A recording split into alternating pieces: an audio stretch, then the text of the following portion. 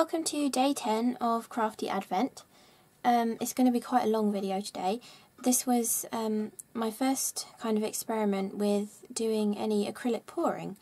So I was kind of using, this was a video I was doing for Creative Expressions, so I'm using mostly their products, and I decided to use a mixture of Liquitex Basics pouring medium and the Cosmic Shimmer glue seal and glaze, because that works really well, because it's basically like a thin glue, so it works really well. And the colours I'm using, the lightest pinky colour is called Summer Milkshake, the deep pink colour is called Samba Pink, the light purple is called Lilac Blossom, the really deep dark purple is called Twilight Purple, and the tealy turquoisey colour is called Sea Turtle, just in case you want to know what the colours are. It's really difficult to find these paints to link to, so I'm not sure whether there will be a link in the description, but any acrylic paints will work. I often use the Pebeo Studio acrylics, they're really good too. So this is just the mixing process. I've left most of the footage in here so you can just see how I'm mixing it whilst I rub it on. But yeah, so I mix the paints just so they're, you know, a nice consistency first. Then I added in some of that glue seal and glaze, and then I add in some of the pouring medium as well. I'm just mixing them up to a nice consistency, and I even made another purple colour as well. I mixed some of that, some of Milkshake with the Twilight Purple. And now I'm just adding in a little bit of water, because the consistency you want, people say, is like runny honey. It's that kind of consistency, or like golden syrup, something like that. So I've just tipped some water into another cup, and I'm using a pipette to add some extra drips of water to get a nice consistency. I'll link my two favourite people in the description who do acrylic pouring. They mainly do like pieces of art. So they're often mixing up massive amounts of paint. So when you see them doing it, they're like pouring in water to make it thinner. Whereas with these tiny little amounts of paint I was using, you do just want to use a pipette so you don't add too much water. You can tip it out if you don't, if you don't mix it in, you can tip it out. But okay, so to get that cool cell effect, you want to use this stuff called silicone oil. This was me just beginning, so I didn't have any like real silicone oil then. So I was using, you can get WD-40 that's got silicone in it, which is for like, if you live by the sea, for protecting the hinges on your windows and things like that. If you spray some into a bottle and let the like the aerosol evaporate off, and then keep it in that bottle, it just collects as like a liquid, and that works really well. Or you can buy the real silicone oils too. So I'm just, I had used these paints for a piece of like artwork that was a video on my Arty Potential channel, which will eventually be on this channel because I'm merging my 3 channels. So I was using the leftovers of them, and I mixed up some more of that Summer Milkshake light colour as well to do these cards. So this kind of, using acrylic pouring for cards is kind of a way of using up your excess paint if you've done a big piece, or you can just mix up small amounts of paint and just mess around with it as well. So I just did there what's called a dirty cup, where you take a little cup, and I'm using these like little tiny shot glasses from Poundland, and you pour in multiple different colours of your paints to make a dirty cup, and then you pour it onto your, well, it would usually be a canvas because you'd be doing a piece of art, but you just pour it onto your piece of card, and then like you can tilt it around, you can poke it, you can swipe over it, you can do all sorts of different things. It just creates a really cool effect and a cool background that's really different to any other kind of backgrounds that you might do, because it's like completely random. Like there is no way really to control it, it's completely random, look. And I'm not sure if you've seen me already, you might see me in a minute. I bring out my heat tool and just waft it over the paint a little bit. That is because we've put that silicone oil in it, if we raise the temperature a little, there we go, there's my heat gun. If we raise the temperature a little bit, you're going to make that silicone oil more liquid, and it's going to rise to the top of the paint, which gives that cool cell effect. That's why you do that. But you don't want to heat it for too long, because you don't want to like start drying the paint. You just want a light waft over it, just to bring it up to the top, and it is really quick as well. So if you're standing there for 5 minutes and nothing's happened, nothing's going to happen. But it just makes that cool cell effect. So I'm just making another dirty cup here. I've just made sort of a few backgrounds for this video. I do 4 cards in the end just to use them. They just look so cool though.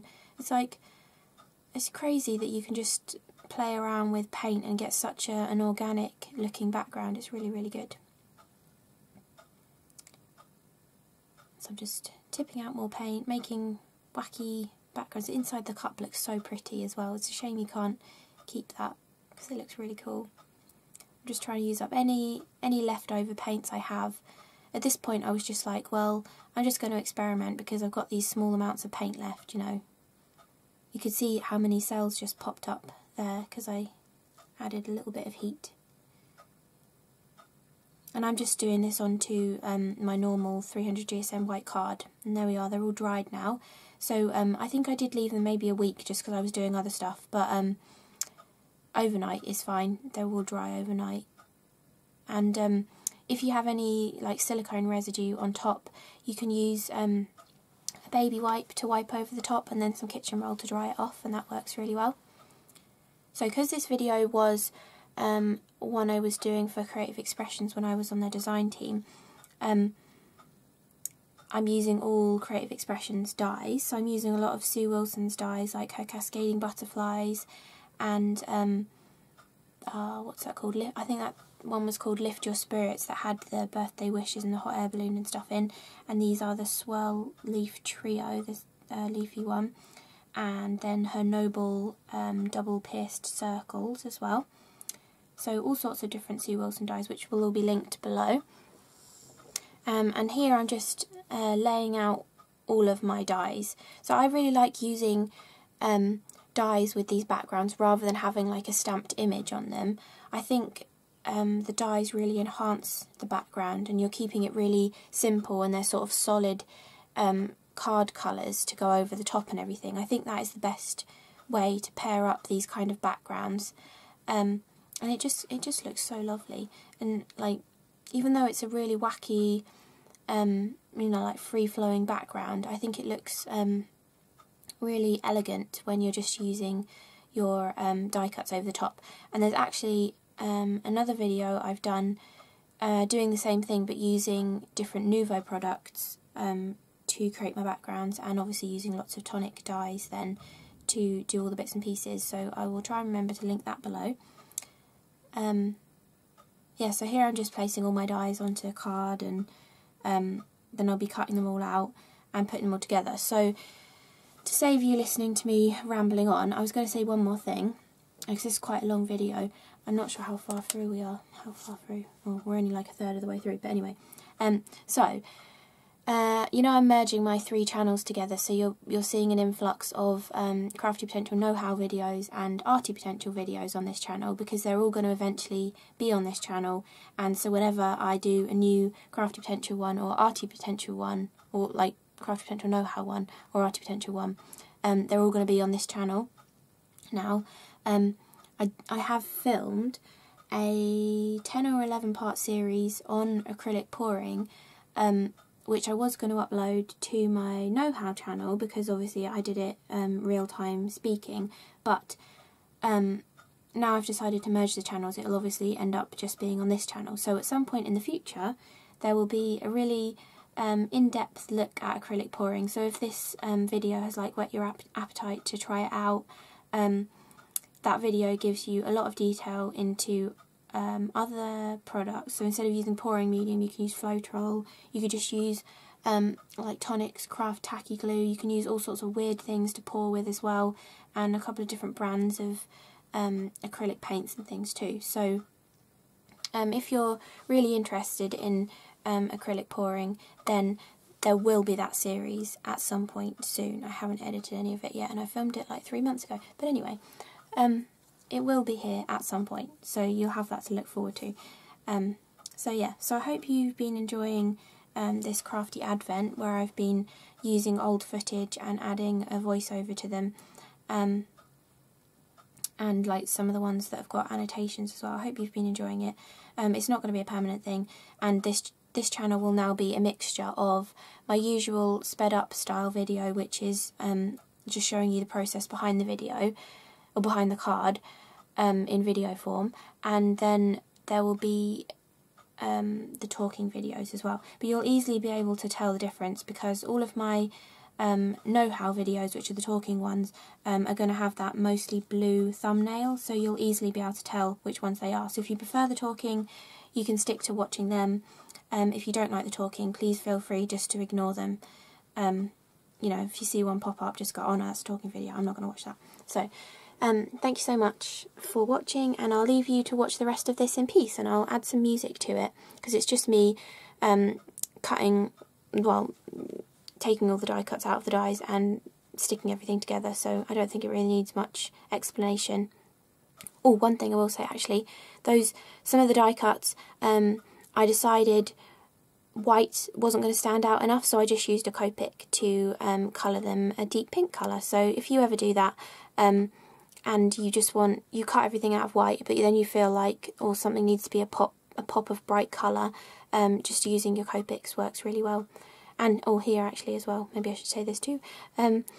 So for some of the panels, especially that butterfly one, because I was partially die cutting it and not cutting the last butterfly, I put a piece of card underneath it so it wouldn't cut, but then it still left a bit of an indent. So to counteract that, I decided to emboss the panel using what's it called, Linear Leaves embossing folder from Creative Expressions. It just disguises that, and I used it on a few of the other cards as well because I really like the look of it. And I was using